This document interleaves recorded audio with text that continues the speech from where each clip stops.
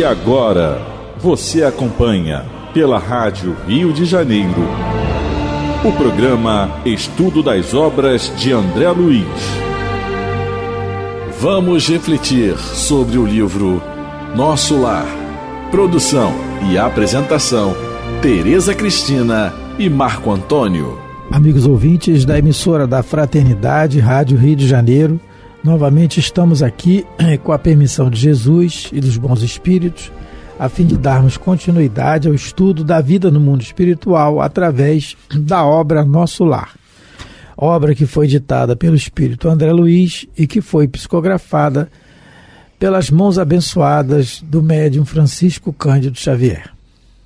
Olá, caros ouvintes da Rádio Rio de Janeiro. Vamos iniciar o nosso programa dando continuidade à leitura do capítulo 34, com os recém-chegados do umbral.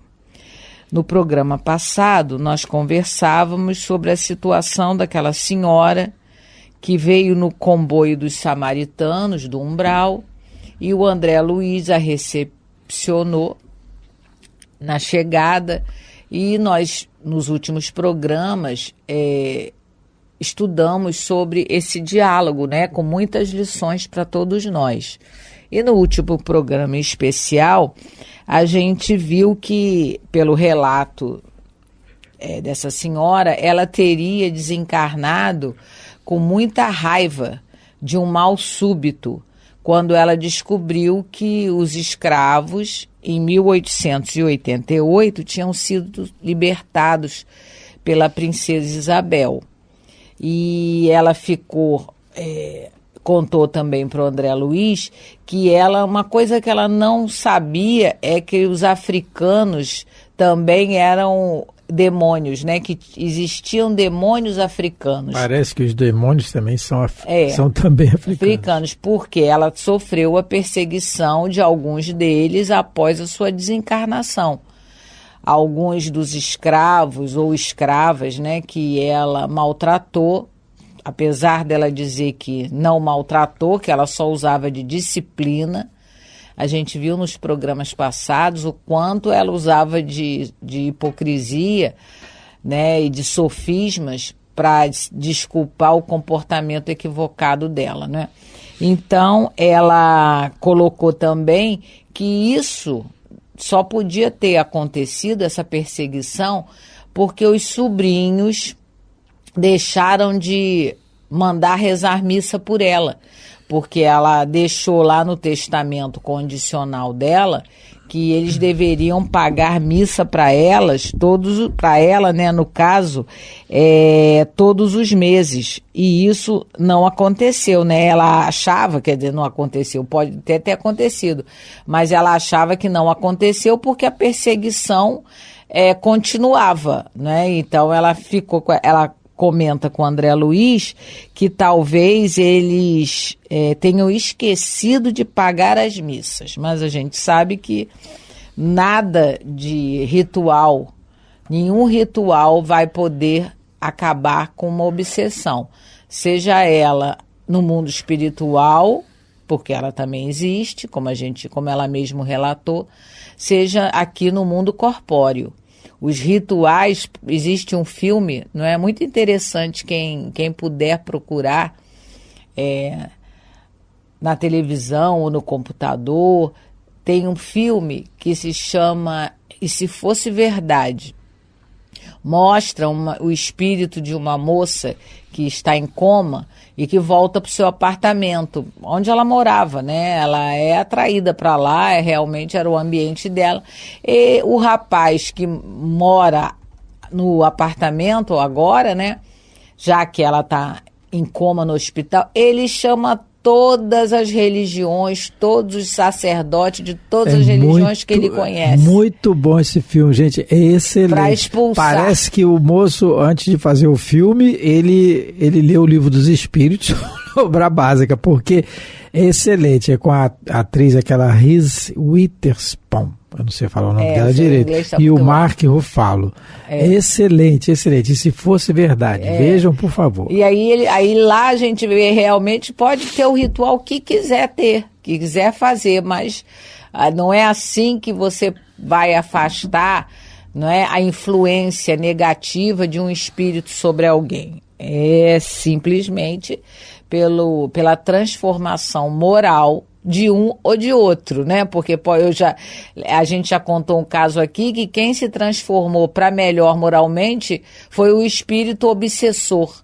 Ele resolveu mudar o comportamento dele, e o encarnado que sofria o seu assédio, que era uma senhora, ela não tinha mudado em nada os conceitos dela, os preconceitos, o comportamento, e ele resolveu. Então, para se interromper uma influência negativa de um espírito, ou sobre o encarnado, ou sobre um desencarnado, só a transformação moral para melhor.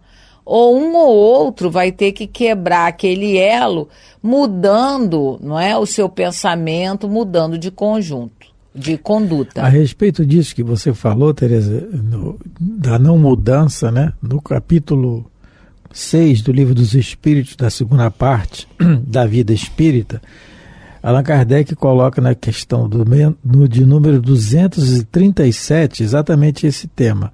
Ele pergunta assim para os espíritos: uma vez de volta ao mundo dos espíritos, conserva a alma as percepções que tinha quando na Terra? Aí a resposta é sim, além de outras de que aí não dispunha, porque o corpo, qual o véu sobre elas lançado, as obscurecia. Então a gente conserva a percepção, a sensação, tudo a gente vai conservar. Nossa personalidade é a mesma. E além disso, coisas que às vezes o meio social, aquilo nos constrangia nós não revelarmos ainda o que nós ainda somos, né? No lado negativo nós estamos falando. E aí, a maquiagem que a gente coloca em nós, que engana a nós mesmos, não é? E aí a resposta continua: a inteligência é um atributo que tanto mais livremente se manifesta no espírito, quanto menos entraves tenha que vencer. Então, tanto aquilo que o patrimônio que nós adquirimos de inteligência, ele é conservado. Pode estar mal direcionado para o lado errado, mas ele é conservado, aquilo é um patrimônio nosso. Fulano é mais inteligente do que eu, porque ele conquistou isso em encarnações. O direcionamento da inteligência é que um dia, quando se voltar para Jesus, aí vai para frente. Que é o exemplo claro que a gente tem disso, é de Saulo, né?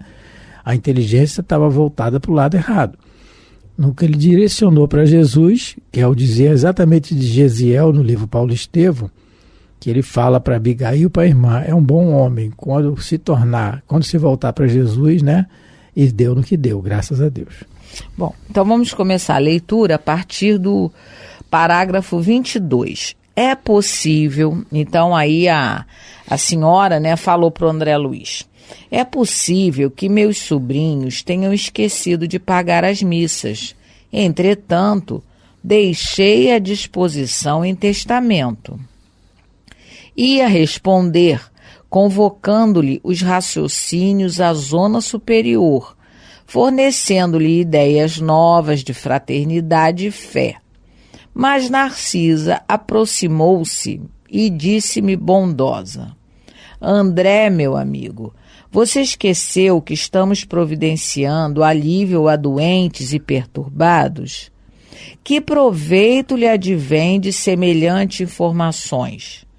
Os dementes falam de maneira incessante, e quem os ouve, gastando interesse espiritual, pode não estar menos louco. Então, a sabedoria de Narcisa aqui, não é, realmente continua bastante presente. Porque realmente não é que você não vai escutar o que a pessoa com problemas mentais ela quer te dizer. O problema é você gastar o teu interesse nessa situação. Por quê? Geralmente, a pessoa com problema mental, como estava essa senhora, né, perturbada, com muita perturbação, ela não tem mais noção de tempo, de espaço, não é? Ela já perdeu, muitas das vezes, essa conexão com o presente, com a atualidade. Então, e a Narcisa percebeu, né, aquilo que a dona Laura o havia advertido, percebeu desse vício que o André Luiz tem de ser curioso ao extremo, não é? Porque ali esse tipo de interesse, esse tipo de curiosidade não ia redundar em nada, porque ela não, coitada, essa senhora, ela estava presa aos acontecimentos, como a gente viu aqui, de 50 anos para trás, né? Ela estava presa ainda em 1888, foi quando ela desencarnou. E já era 1900 e quase 1940, 39, 40. Então, esse tipo de questionamento que o André Luiz estava fazendo a essa senhora não ia redundar em nada. Mas isso, ao que parece, né? Lembra, a gente tem conversado aqui, era um vício que o André Luiz trazia da última encarnação e talvez de algumas encarnações para trás. Não foi à toa que a dona Laura, não é, pontuou isso para ele antes dele começar o trabalho.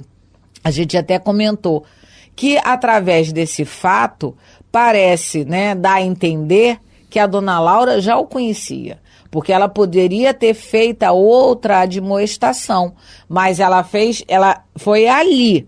Porque cada um de nós tem um vício, vamos dizer assim, reencarnatório de comportamento. Vários. Né? O Marco Antônio, né?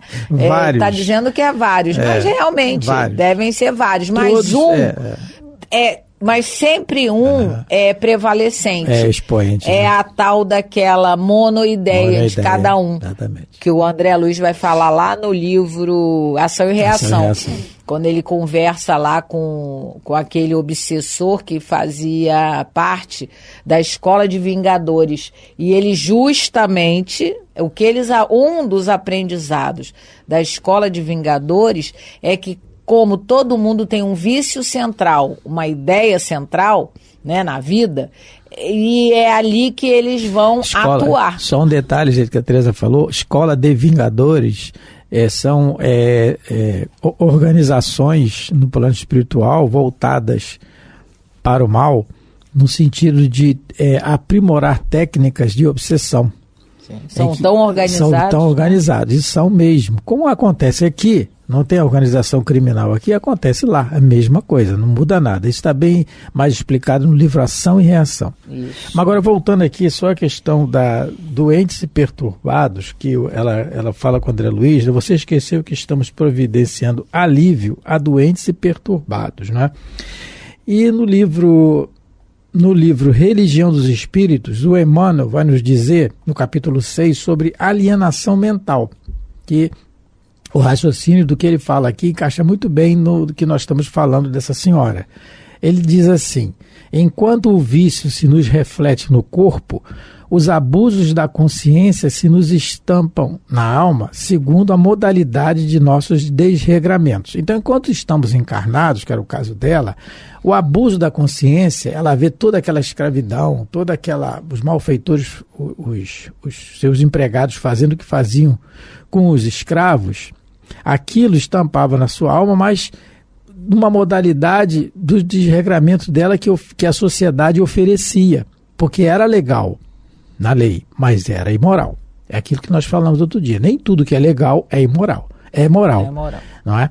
E aí, mais adiante, ele fala assim: é assim que atravessam as cinzas da morte em perigoso desequilíbrio da mente, que é o caso dela, quantos se consagraram no mundo à crueldade e à injustiça, furtando a segurança e a felicidade dos outros. Isso são gradações. No caso dela aqui foi a escravidão, mas a gente pode encaixar esse raciocínio em qualquer situação.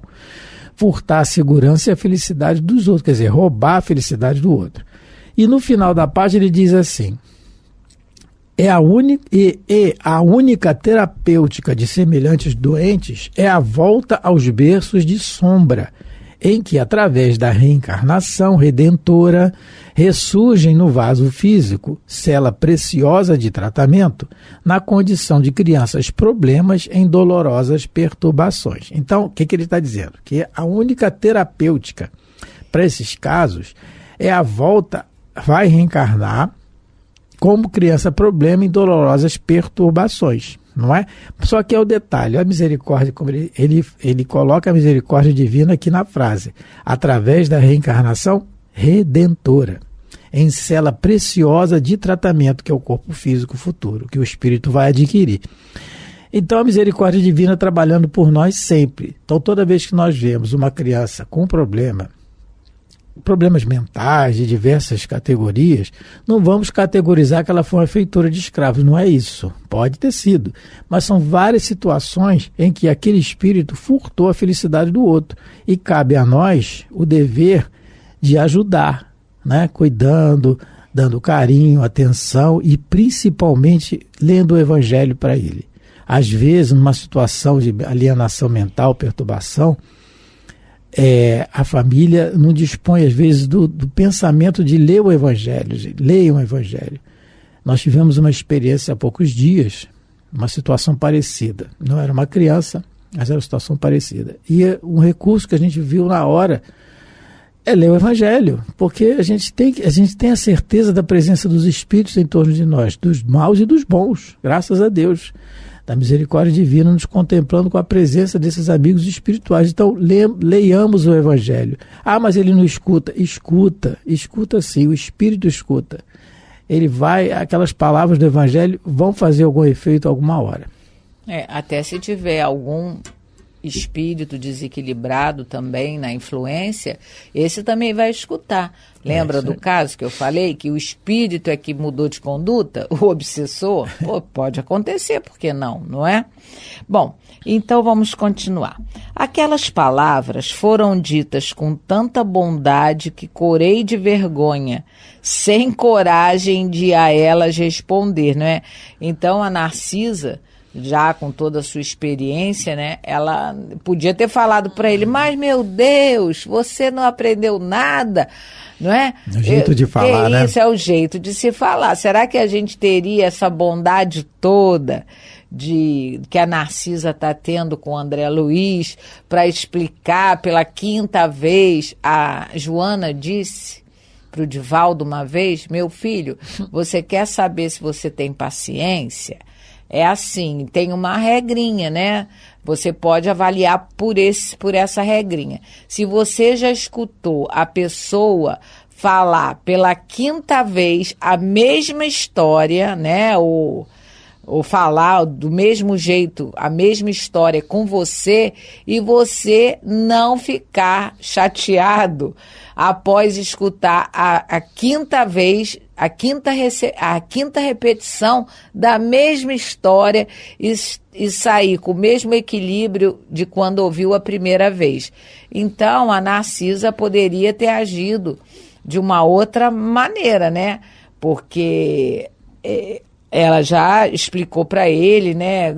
Já mostrou para ele como é a situação lá das câmaras de retificação, mas ela aqui continua na calma dela. E ao mesmo tempo que a Tereza fala, será que falaríamos do mesmo jeito, tal? Acho que não. Mas ao mesmo tempo a gente pode raciocinar assim, será que nós teríamos a mesma reação que o André Luiz teve? Porque olha aqui, aquelas palavras foram ditas com tanta bondade que corei de vergonha, mas ele não retrucou.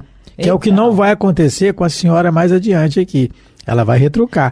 Sim, entendeu? A diferença é essa, mas quem não está na Terra, né? É isso que o Emmanuel falou aqui. Enquanto a gente está com o corpo, o escafandro, que é o nosso escafandro, né?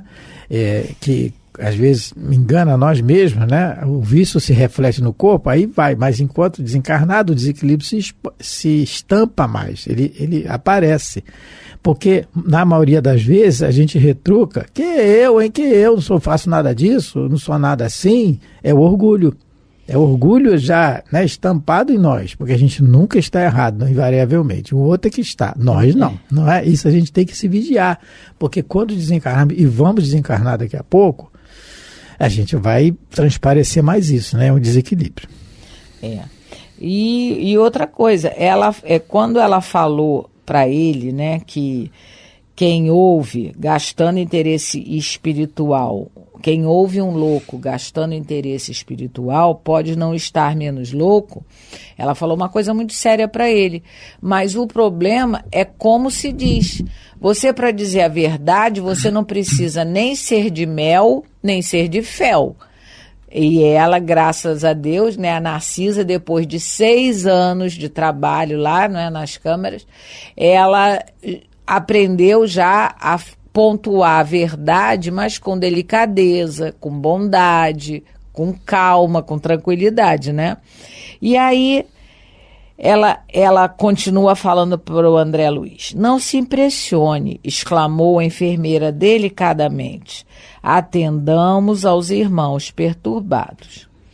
Mas a senhora é de opinião, e aí, como o André Luiz colocou, né, porque são palavras dele, a velhota, a senhora, né, ela estava escutando a conversa. Chamou ela de velhota. É ele que chamou ela de velhota. Ele que chamou, está escrito. Mas, então, como ela estava escutando essa conversa entre os dois, aí ela vira para Narcisa e fala, mas a senhora é de opinião que estou nesse número? Perguntou a velhota melindrada. É aquilo que a gente comentou agora, que eu não, é como a gente faz, somos nós. E ela prestou atenção direitinho na conversa, apesar de estar, né, meia perturbada quanto ao tempo e o local. O Espiritismo não nos orienta a nos autoconhecermos. O que é nos autoconhecermos? Reconhecer os nossos erros diariamente. Hoje eu errei assim, eu fiz isso, não era para fazer aquilo. Mas isso nós temos que fazer, que já é meio difícil, né? Para nós mesmos, lá no cantinho da cama, lá de noite, o que eu fiz hoje. Mas se alguém for falar para a gente, pode ser mais quem mais a gente ame. Você errou assim, mesmo que seja delicadamente. Que há? E você? Aí pronto, a gente já retruca, porque a gente não quer reconhecer que errou. Isso é o problema, isso é um dos grandes segredos da nossa felicidade. Por vindoura, atual e por vindoura. É reconhecer que errou. O grande exemplo que nós temos no Evangelho, um dos grandes exemplos, é o de Pedro. Ele não errou, ele não traiu Jesus, traiu sim, ele negou o amigo 3 vezes, mas caiu em si. Né? E foi a pedra angular da igreja. Narcisa, porém, demonstrando suas excelentes qualidades de psicóloga, tomou expressão de fraternidade carinhosa e exclamou, e o tempo todo o André Luiz enfatiza o comportamento dessa enfermeira. É carinho, é bondade, é delicadeza, não é? O que a gente precisa exercitar em qualquer trabalho que façamos. Porque não é porque ela é enfermeira, não é? Qualquer trabalho, principalmente aquela tarefa que a gente lida diretamente com o público, com pessoas, não é? Mesmo com instrumentos, a gente também deve ser delicado, porque senão quebra o instrumento, né, que está se utilizando, mas no lidar com as pessoas, a gente precisa exercitar esse comportamento da Narcisa, que é delicadeza, que o André Luiz exaltou aqui. Delicadeza, olha as palavras, bondade, delicadamente e carinhosa. Então, que nós, né, comecemos a meditar se estamos trabalhando dessa maneira e seja qual for o nosso trabalho, não é? Mas o programa está chegando ao fim. Faltam 2 minutinhos. Dá para falar um pouquinho mais. Dá falta o quê? 2 minutinhos. Sim. Um minuto. É muita coisa. Tá certo. Então vamos ler mais um parágrafo. Não, minha amiga, não digo isso. Creio, porém, que deve estar muito cansada. Seu esforço purgatorial foi muito longo. Ela usou a palavra que a doente, né, que a desequilibrada senhora usou. Então, não adianta você querer bater boca, vamos dizer assim, no popular, com alguém que não está em condição de absorver novos ensinamentos, né? Porque ela estava muito cristalizada na ideia dela de céu, de inferno, de purgatório. Mas então isso é assunto ainda um pouquinho para o próximo programa. Vamos encerrar agradecendo a todos pela paciência e desejando que Jesus, os bons espíritos possam abençoar vossos lares. Muito obrigado a todos pela atenção, pelo carinho. Fiquem com Deus. A Rádio Rio de Janeiro apresentou o programa Estudo das Obras de André Luiz. Produção e apresentação, Tereza Cristina e Marco Antônio.